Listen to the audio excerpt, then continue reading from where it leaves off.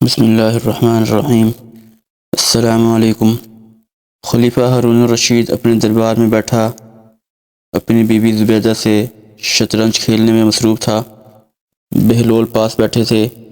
یہ سب کچھ اپنی آنکھوں سے دیکھ رہے تھے کہ اسی وقت چوبدار سے صدا آئی، عالیجہ، ایک مچھلی فروش حاضری کی اجازت چاہتا ہے۔ اجازت ہے۔ خلیفہ نے فوراً اجازت دے دی۔ مچھلی فروش اندر داخل ہوا اور کہنے لگا، عالیجہ، میں آپ کے لیے بہت ہی عمدہ مچھلی لے کر حاضر خدمت ہوا ہوں۔ ہارون نے زبیدہ کی طرف دیکھا اور آہستہ سے کہنے لگا، یہ بیچارہ انعام کی تلاش میں ہمارے لیے مچھلی پکڑ کر لایا ہے، اس کو 4000 درہم دے دیے جائیں تو کیسا رہے گا؟ زبیدہ بولی، نہیں، ہرگز نہیں، یہ معمولی سا مچھلی فروش اس قابل نہیں کہ اتنی بڑی رقم اس کو انعام میں دے دی جائے۔ اس طرح تو اور بہت سے لوگ لائن لگا کر کھڑے ہو جائیں گے، پھر تو آپ اپنا سارا خزانہ خالی کر بیٹھیں گے۔ زبیدہ نے کچھ دیر سوچا اور ایک تجویز پیش کی، آپ اس سے پوچھیں کہ یہ مچھلی نر ہے یا مادہ؟ اگر وہ کہے نر ہے تو کہہ دیں کہ نر ہمیں پسند نہیں، اور اگر کہے مادہ ہے تو وہ ہم لیں گے نہیں۔ اس طرح وہ مچھلی واپس لے جائے گا اور ہمیں رقم بھی نہیں دینی پڑے گی۔ ہارون کو زبیدہ کی یہ بات کچھ بھلی محسوس ہوئی، مگر بہلول بھی یہ باتیں سن رہے تھے۔ انہوں نے بادشاہ سے آہستگی سے کہا، مچھلی فروش بڑی محبت سے آپ کے لیے عمدہ مچھلی پکڑ کر لایا ہے۔ یہ مناسب نہیں کہ ملکہ کی باتوں میں آ کر اس کو نامراد لٹا دیا جائے۔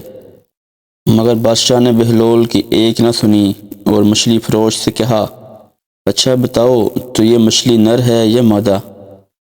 مچھلی فروش نے کہا، عالیجہ، یہ مچھلی نہ نر ہے نہ ہی مادہ، بلکہ یہ تو مخنث ہے۔ ہارون نے جواب سنا تو بے ساختہ ہنس دیا۔ اہل دربار بھی ہنسنے لگے۔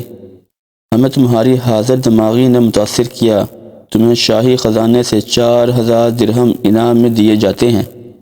مچھلی فروش درہم لے کر واپس پلٹا ہی تھا کہ ایک درہم زمین پر گر گیا۔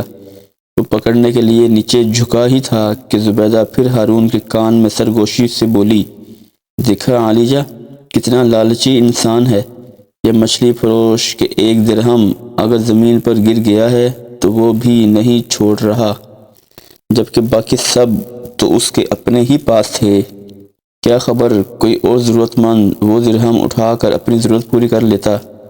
خلیفہ ہارون الرشید کو پھر یہ بات کھٹکی اور فوراً مچھلی فروش کو پکڑ کر پیش کرنے کا حکم دے دیا۔ بہلول دانا رحمۃ اللہ علیہ نے بھی ملکہ کی یہ بات سن لی۔ عالیجہ، ملکہ، مگر ہارون کے کہنے پر مچھلی فروش نہ رکے، اسے جانے دیں۔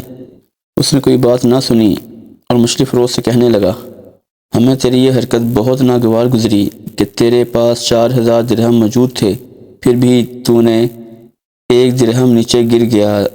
ہمیں تیری یہ حرکت بہت ناگوار گزری ہے کہ تیرے پاس 4000 درہم موجود تھے، پھر بھی تم نے جو ایک درہم زمین پر گر گیا تھا وہ بھی چھوڑنا گوارا نہ کیا کہ شاید تم نہ اٹھاتے تو کوئی اور ضرورت مند اٹھا لیتا۔ عالیجہ، جان کی امان پاؤں تو کچھ عرض کروں۔ مچھلی فروش کہنے لگا، حضور والا، یہ غلام پست فطرت نہیں بلکہ نمک کی قدر کرنا جانتا ہے۔ میں نے اس لیے وہ درہم اٹھا لیا کہ اس کے ایک طرف قرآنی آیات کندہ ہیں جبکہ دوسری طرف آپ کا اسم گرامی، تو پھر میں کیسے سوچ سکتا ہوں کہ وہ زمین پر پڑا رہے اور لوگوں کے پاؤں اس پر آتے رہیں۔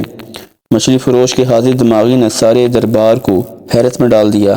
خلیفہ بے ساختہ بول اٹھا، واہ، بہت خوب جواب دیا شکاری، تم نے ہمیں بہت محظوظ کیا۔ ہارون نے خزانچی کو حکم دیا، اس شکاری کو 4000 درہم اور دے دیے جائیں۔